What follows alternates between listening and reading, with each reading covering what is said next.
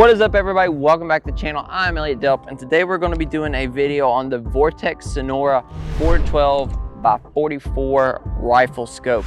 And we're going to be going over this scope in the order of, we're going to talk about who it's for, how it kind of fits in the realm of hunting and whatnot. And then we're going to talk about the specs of it, and then to wrap it up, we're going to talk about how it actually performed and what you can come to expect in terms of performance for this optic. But before we do, I'd like to get a transparency out there. I did pick this up. Vortex doesn't know who I am. Was funded on my own dime. So if you want to support me, you can check out basementoperator.com. There you can find my merchandise where we make all kinds of bougie shirts. We have a tactical and a comfort line, and we're really proud of it. So I really recommend you just go checking it out and giving it a look, okay? So what is this scope and who is it for? This is the Vortex 412 by 44, and this is Vortex's budget hunting option. I'm gonna go ahead and drop the price out there. It is MSRP'd for $210, but you can consistently find it on Palmetto's website for $120 some with the mount. So I think this is a fantastic deal in that aspect, because for $129, this mount, if you try to buy this mount on its own, is a $100 mount. So the optic and the mount combo, $129. I really don't think you can go wrong at all.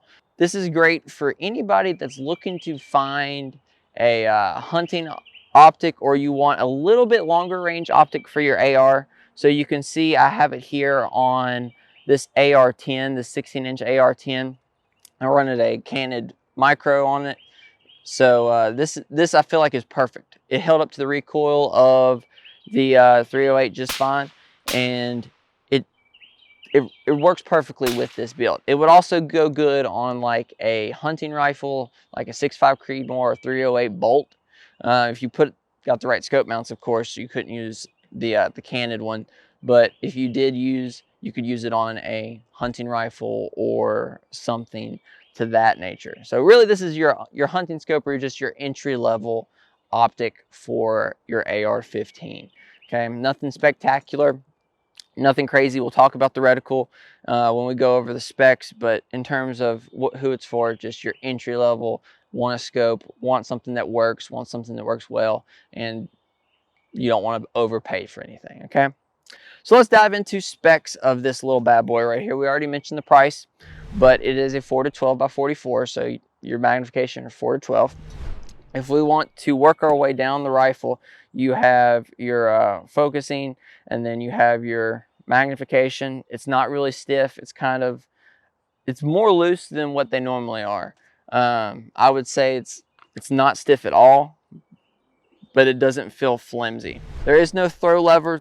I mean, you're getting not a lot of features here, but it is a cheaper optic. Okay, then you have your windage and elevation, which you have 60 MOA adjustments on both of these. So up, down, left, right, you got 60 MOA of adjustment. This is an MOA optic. There is not really a reticle. This does have a little bit of a BDC. I will pop it up on the screen, but it is just hash marks that drop down. So you have your main crosshair, then 1, then 2, then 3, and then that bottom line.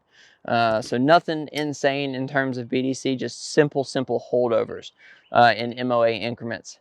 To use this reticle effectively, you have to be on the max magnification of 12 for your holdovers to work, and you can find out what your holdovers are either through the Straylock app or by using by chronoing it and just practicing. It's something you're going to have to test out on your own. It's just very dependent on your velocities and what rifle you are using it on, how your holdovers work in terms of distance and range. Okay,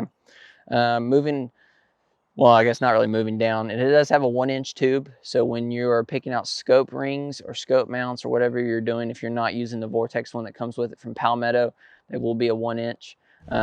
This is typical for your budget optics.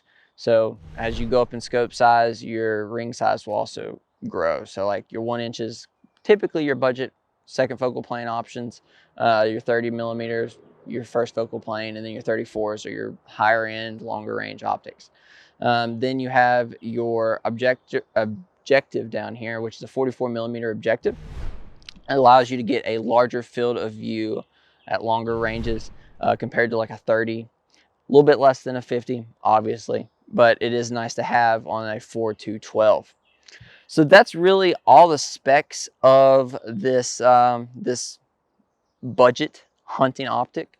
I wouldn't say it's crazy by any means. Some things that it is missing that you could pay a little bit more for and get are like an illuminated reticle. This has no illumination whatsoever. Okay, like I had mentioned, throw lever. It is a second focal plane optic. I don't know if I mentioned that previously. When you zoom in, your reticle stays the exact same.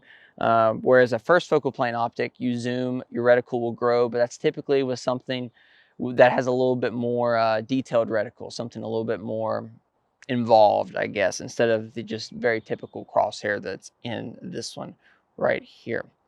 So with all of that being said of who it's for and kind of the specs of it, how did it perform? Well, before we talk about how it performed, I would like to say thank you to Kerr Ammo for providing all the ammo for the channel. They support me a ton, and there are some awesome people down there in Texas. If you want to find some really high quality hunting ammo, they are the people to go check out. If you use code DELP10, it'll save you $10 off on that first order. So go check out Kerr. Their link will be at my kind of like feeder page. So if you go to takesomeoneoutdoors.com/links, you will see all the people that I work with. You can click Kerr's button and it'll take you directly to their website, okay? So how it performed. As previously mentioned, we ran this on the Aero Precision 308, the 16-incher. It was suppressed when we were doing all of our testing. Zeroed good, turns tracked really well. Glass was super clear for the money. I mean, it wasn't no AccuFire $1,200 scope, but it was really clear. It was nice, worked well, did its job. That's what you're looking for. That's what it did. It did its job and it worked. I would feel comfortable putting this on a 243, a 308, a 6.5, all those very typical hunting calibers. It would go great on your grandpa's old Remington 700 or whatever it may be. It would do the job, and it would do the job really well. Setup was easy and I haven't had a problem with it. So I think that really is going to wrap the video. I was very impressed with it. This is my second kind of entry level Vortex scope. I had the Crossfire previously, which this one kind of took the place of. I like Crossfire a lot, so I'm really happy with this one and how it performed. I appreciate everybody for watching. Make sure to hit the like and subscribe button if you enjoyed. Follow me on Instagram. That's where I post all my content deals, and I will see you guys on the next one. Peace.